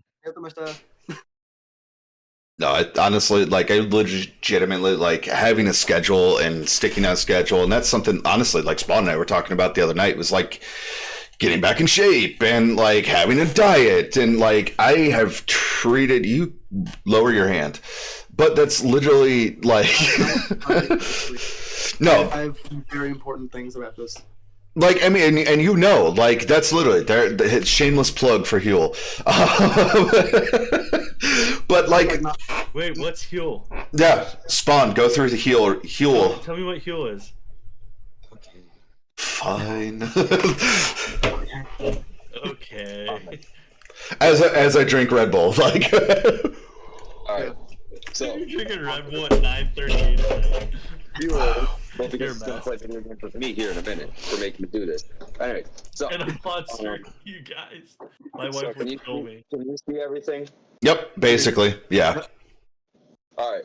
So Huel is like, so somebody like me. People like to say that I'm on the Jesus diet accidentally because I will just go like whole days without eating or drinking anything, and it takes a toll on you after a while. It's not about the food or the water; it's about the vitamins. Obviously, you need food and water, but you also need vitamins. And so this Huel is a vegan. They have powder. They have a powder. They have a pre-made drink. They have actual dishes, like actual dishes of food that you can freeze and make them as you want. They come in bags just like that. They have bars, and they also have a protein shake now. But protein also comes in these two. More, you know, so I feel like the protein by itself is for people who don't want this. They also come in a wide range of flavors, from like cookie dough, chocolate, which is the one that I get.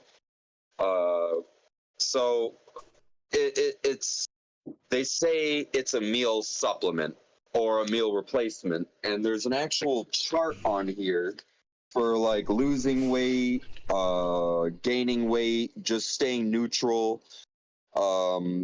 It's just if you don't eat what you're supposed to eat, like if your diet's not diverse enough, or if you don't eat enough like me, then this will give you all the vitamins that you're missing.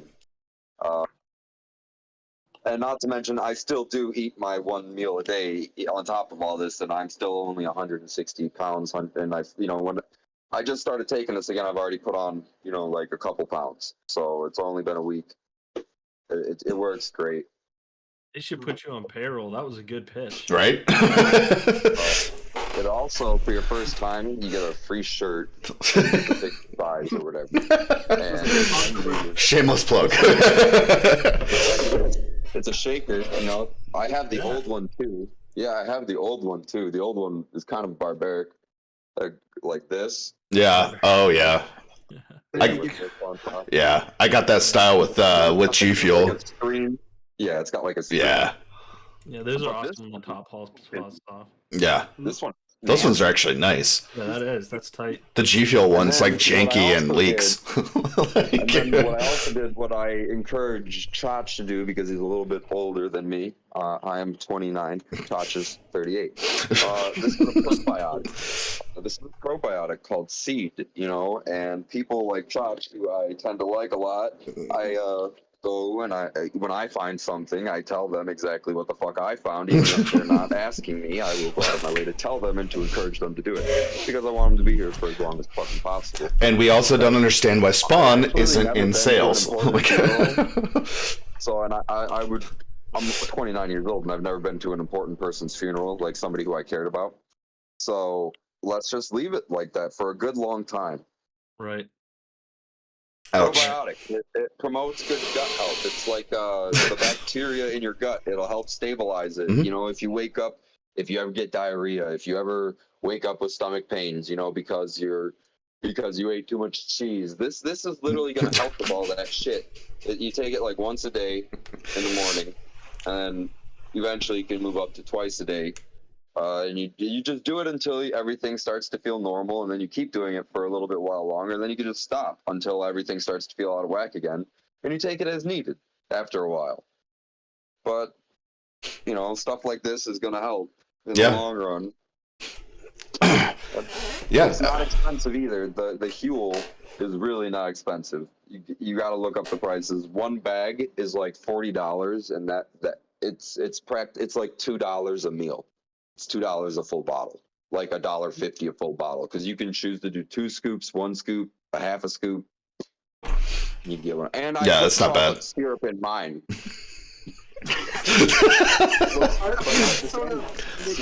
I mix it up with ice cream. No, look, it's Simply 5-1. It's healthy. I'm just giving you crap. Yeah, I take all that and then I drink like 5 pounds of lard. I mix it with the drink to make it because I personally am a pansy. I don't even eat noodles because of the texture. I'm a pansy. No, that's fine. But that, like, bringing that all back to, you know, what Bo said is, you know, coming up with a routine and, you know, a life, and that's got to be, like, I think that's part of my, like, depression, you know, just a smidge, just a small little part is, you know, I used to work out, be in shape, all those fun things. I literally have given up on my health completely. Somehow I'm, you know, blood pressure's normal. Outside of, you know, my hereditary teeth crap, I'm healthy. Like, the key word is for now. I know, for now, I'm healthy. I could wake up tomorrow and, you know, collapse, you know, whatever. So, what did you say? Isn't that your son? Yeah. Yep. Yeah.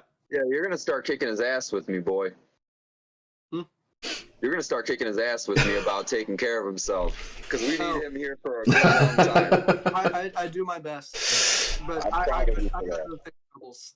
For Well, I'm proud of you for that. Thank you I've for had a being my buddy. huge journey of like self, you know, care and actually getting into a routine and actually caring about my body. Yeah. I can confidently say that back in middle school, I thought it was okay to shower maybe once a month. Me too. Not brush my teeth. Yeah. And then I was like, I know you. "That's not okay." Yeah, you're nasty. You're gross. Yeah. And then I was like, okay, I'm gonna start showering like once a week, twice a week. And it has gotten to the point now at high school, finally, I was showering consistently every single day, and now I cannot go outside without showering. Mhm. I've made it. I We smell all make that fantastic. My transition hair is around that amazing. same age. So, I don't know, and that's the thing. I never went through that. I was always, like, legitimately always, like, I must shower every single day. Like, sometimes twice a day. Like, My mom like, did not care if I showered or not. I know.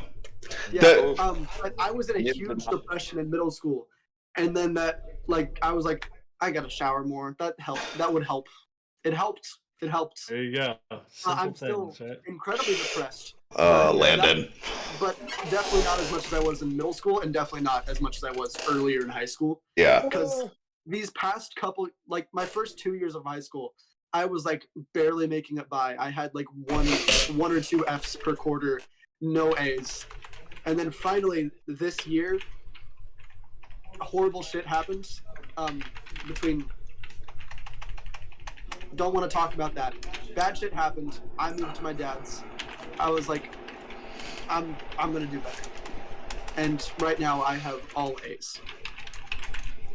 I'm depressed as shit, but what really helps me is just looking back and being like, at least I'm not that guy. So- I'm not that guy anymore. So I. Good job, Mini Josh. What? Good job, Mini Josh. Yep. Thank you. Good job. I've made Good it. job, Mini Josh. I'm doing a lot better. Also, making music really helps. Listening to music really helps. Mhm. And I have remember, severe panic attacks as well. Hmm. Yeah, he does. They have since dropped completely Yeah, since that's I all I'm hearing. started actually fully taking care of myself. Mini Yeah. Chotch, remember, dude, that it is so true that depression and anxiety stuff, it is a spectrum. Like, like you are not by any means even close to being alone in that. So just know that. Yeah. I I am mean, very look at everyone on far- this call. Like, that's why this exists. Yeah. I'm very far on the spectrum for a lot of things, not just anxiety and depression, but like I know I'm not the only one who's that bad. No. Like, yeah, I not. know I am not the only one who No, gets yeah, I- panic attacks, who cannot get out of bed in the morning, who doesn't who can't do anything or thinks they can't do anything. Yeah, dude, that's a I'm not the Tuesday only over here, man. I'm Yeah. with you. That's daily. Yeah, I know I'm not the only one, which really helps me too. But just knowing as well that I am nowhere near as bad as I used to be, like drives me forward. Like Yeah. It like should. Good. I'm doing like this is the best time of my life. After like the worst part of my life in March, Yeah. it went horribly down. I'll give you that one. I am at a high right now. I think personally, I don't know if it's different on the outside.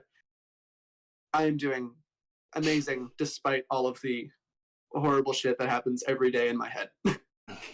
And one thing I think I want Chotch to hear too is like, dude, this is not like your son going through this stuff and having this be a part of his story, dude, is not a reflection of you completely or even necessarily. I mean, like I told you, like I had a good dad. Yeah. I really did. I had a great dad. Like my dad loved me. Like he didn't do everything perfect. None of us do. Yeah. Like I don't do everything. Dude, perfect. we're guessing at half of this. Like, like, I mean, and you started this whole gig when you basically were a kid, and so you know, my dad started. You know, he was 30 when I was born. Yeah. He had some perspective, you know, before I came along, but he didn't do everything perfect. But no, I still ended up dealing with what I dealt with. You know Yeah. what I mean? Like, so, you know, you just realize that like the depression and the anxiety thing is not a respecter of persons. Young, Yeah. old, rich, tall, short, fat, skinny, ugly, pretty, whatever. It is not a respecter of persons. You know what I mean? Yeah, 'cause, I Good mean, upbringing, bad yeah. upbringing, okay upbringing. I don't know what my upbringing was like. All of the above are susceptible to having some issues to work through. I mean, look at all the people, like, look at the celebrities. Like, you think that, and I think that's one of those things where it is, y'all, like, everyone thinks, like, if I only had, you know, whatever, insert object, money, fame, whatever, like, look how many celebrities have literally killed themselves because of depression. Right. Huge. Like it goes the whole way. Like it doesn't discriminate. And like Bo, I know it's not a reflection necessarily of excuse me, of how like I was brought up or how I've raised him or anything of like, you know, depression, like I said, it doesn't discriminate. It doesn't matter who you are. You're you.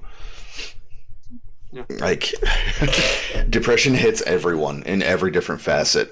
This is not a reflection of you. It is a reflection of norm. No. Yeah.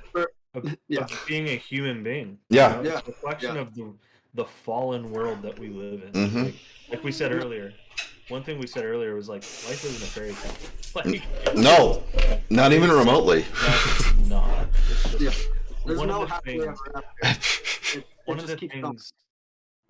of the things I'm really learning about Christianity is I always felt like what was preached was, you know, hey, you become a Christian, you believe in God, you believe in Jesus, and everything is perfect. Like everything. That is not what is taught in the Bible, and that is not what is reality. You know what I mean? Like I find verses now, like, you know, in a lot of my studies and stuff, like one that comes to mind is 1 Peter chapter 4.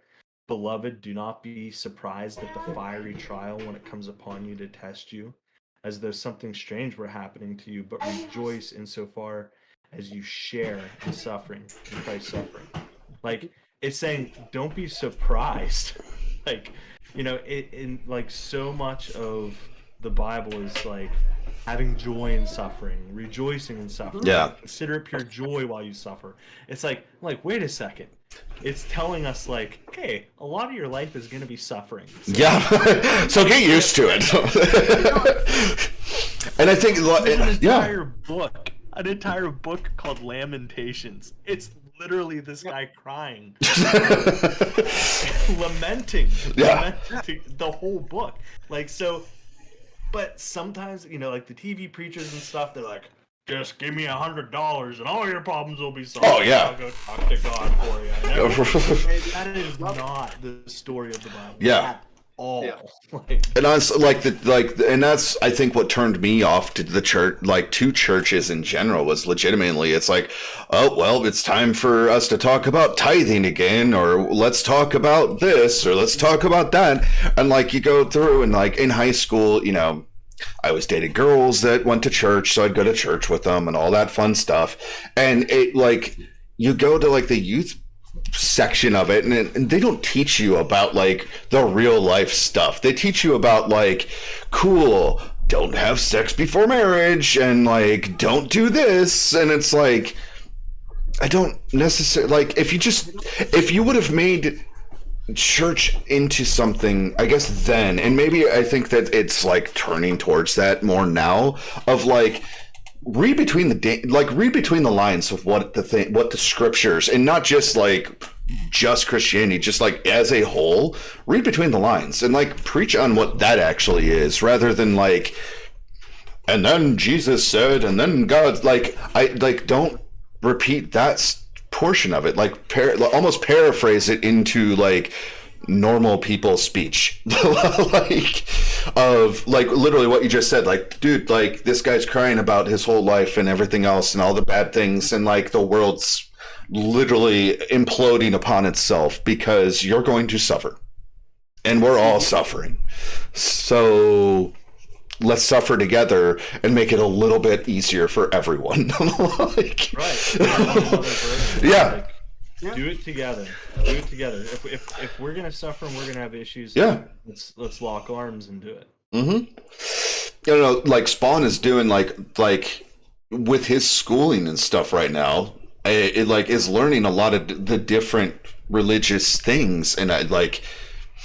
You've like Spawn. You've posted like how many different things on like our Discord and stuff. Spawn's probably with his lady right now too, but I mean, and probably trying to do schooling. So, but he legit like posts all of his different like papers. Like, hey, like take a look at this. Hey, take a look at that. And like a lot of it's super interesting stuff.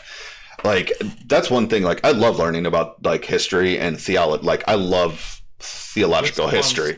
Studying right now. I can't remember. Getting a degree. Is it a college degree? Yes. Yeah. I think I want to say it's either anthropology or archaeology or something, some history type stuff. We'll ball it into that until including religion. It's probably anthropology. Possibly. He's a modern day Indiana Jones, I want to say. I like it. Yo, Spawn, what are you studying? What are you studying? Yeah. anthropology. See, I knew it was one of those. Bingo. My goal is so. Recently, I've learned about an analog computer that predates any other.